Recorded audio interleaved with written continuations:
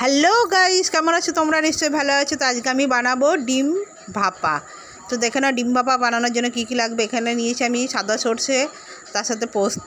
তো সর্ষে আর পোস্তটা আমি একসঙ্গে বেটে নেবো। হ্যাঁ, এখানে কালো সর্ষে নয়, কিন্তু আমার কালো সর্ষে নেই। আর কালো সর্ষে নেই না, আমি কালো সর্ষে পছন্দ করি না, সেই জন্য নেই।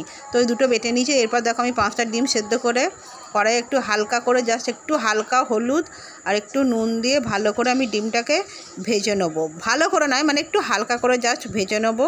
ভেজে নেওয়ার পর যেমন ইলিশ ভাপা করে সেরকম, অনেকে আধখানা করে কেটেও করে, কিন্তু আমি আধখানা করে কেটে করলাম না, কারণ আমার ভালো লাগে না, কারণ ওটা ভেঙে যায় সেই জন্য। তো সেই জন্য আমি আধখানা কেটে করিনি, আমি গোটা গোটা ডিমেরও করছি। গোটা ডিমেরও করে, আধখানা ডিমেরও করে, তো আমি গোটা ডিমের করছি। এরপর দেখো ভেজে নিয়ে এর মধ্যে আমি ভাজা ডিমটা নিয়ে আমি টমেটো কুচি, তারপরে যে সর্ষে আর পোস্তটা আমি কাঁচা লঙ্কা দিয়ে বেটে রেখেছিলাম, সেই সর্ষে আর পোস্তটা পুরোটা ডিমের মধ্যে দিয়ে দিয়ে ভালো করে আমি হাতে করে মাখিয়ে নেবো। এর মধ্যে আমি একটু নুন, কাঁচা সর্ষের তেল, কাঁচা লঙ্কা, একটু সামান্য চিনি, আর এটা হচ্ছে টক দই। তো টক দই দিয়ে ভালো করে আমি ডিমটাকে মেখে নিয়ে কড়াইয়ের মধ্যে এটা বসিয়ে দেবো।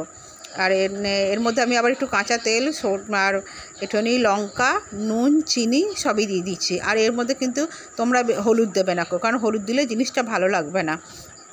ডিমের মধ্যে যা সামান্য একটু হলুদ দিয়ে একটুখানি ভেজে নিয়েছি, ওইটুকুই যা। এবার সর্ষের তেলটা দিয়ে দিলাম, দিয়ে ভালো করে হাতে করে মেখে নিয়ে আমি কড়াইয়ের মধ্যে এটাকে ফুটতে দেবো। তো 10 থেকে 15 মিনিট মতো ফুটতে দিলেই হয়ে যাবে তোমাদের ডিম ভাপা। তো দেখে নাও, তোমরাও এরকম বাড়িতে করতে পারবে সবাই। আর আধখানা করে কেটেও করতে পারো, বা এরকম গোটা গোটাও করতে পারো। আধখানা করে কেটে করলে ডিমটা একটুখানি সাবধানে কাটতে হবে, আর একটু ডিমটা সাবধানে ভাজতে হবে। তো অত রিস্ক নিয়ে আমি করতে পারবো না, সেই জন্য আমি এরকম করেই করেছি।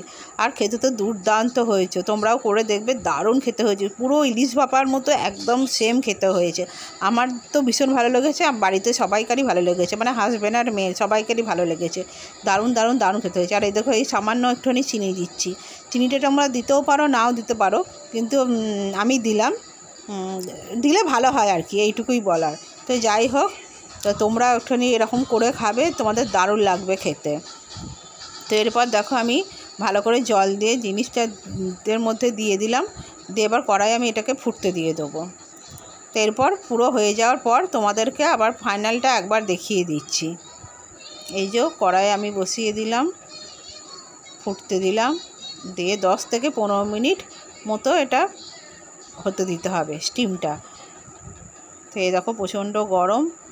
তো এরপর তুলে দেখাচ্ছি, আর সত্যিই খেতে এত সুন্দর হয়েছিল কি বলবো। তো দেখে নাও কীরকম করে করেছি। এই হচ্ছে আমার ডিম ভাপা। তো ডিম কষার থেকে আমার তো ভাপাটা দারুণ লেগেছে, ভালো লেগেছে। তো টাটা, বাই সবাইকে।